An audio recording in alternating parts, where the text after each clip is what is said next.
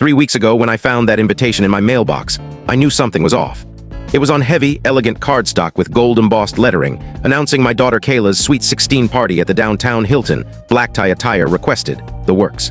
Her name was prominently displayed at the top, and at the bottom, in smaller font, it read, "A celebration with loved ones and family." Family. That word made me chuckle bitterly because I hadn't heard from Kayla in 4 years, not since her mother, Rachel, remarried and relocated across the state. Yet the invitation had my current address, meaning someone had gone out of their way to track me down. That night, I sat in my apartment, holding the card, flipping it over and over.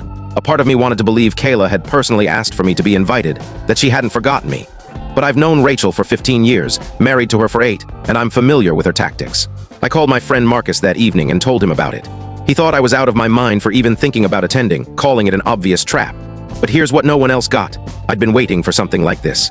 Not wishing for it exactly, but I knew Rachel would eventually overplay her hand. She's always loved twisting the knife. 4 years of silence, returned birthday cards, blocked calls, and child support checks cashed without a word, and now this invitation arrives. I'm not naive, so I yes through the number provided. 2 days later, I got a confirmation text asking about dietary preferences, the whole deal. That's when I was certain this was a scheme. If Kayla truly wanted me there, Rachel would have done everything to block me. Their red carpet treatment told me all I needed to know. I spent the next 3 weeks preparing.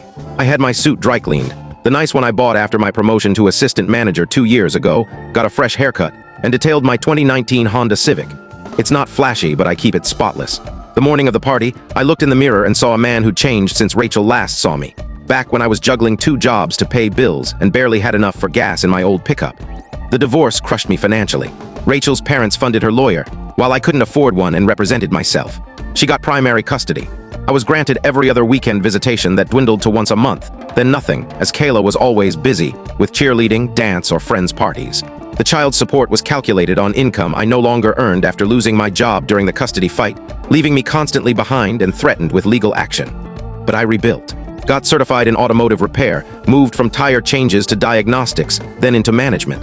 Took night classes at a community college, cleared my debts one by one. All the while, I thought of Kayla, determined to prove I wasn't the failure Rachel likely painted me as. I learned about Rachel's remarriage on Instagram. She married Ethan, a corporate executive with an Ivy League degree and a LinkedIn full of yacht trips and golf outings. Their wedding photos showed Kayla as a flower girl in a dress worth more than my rent.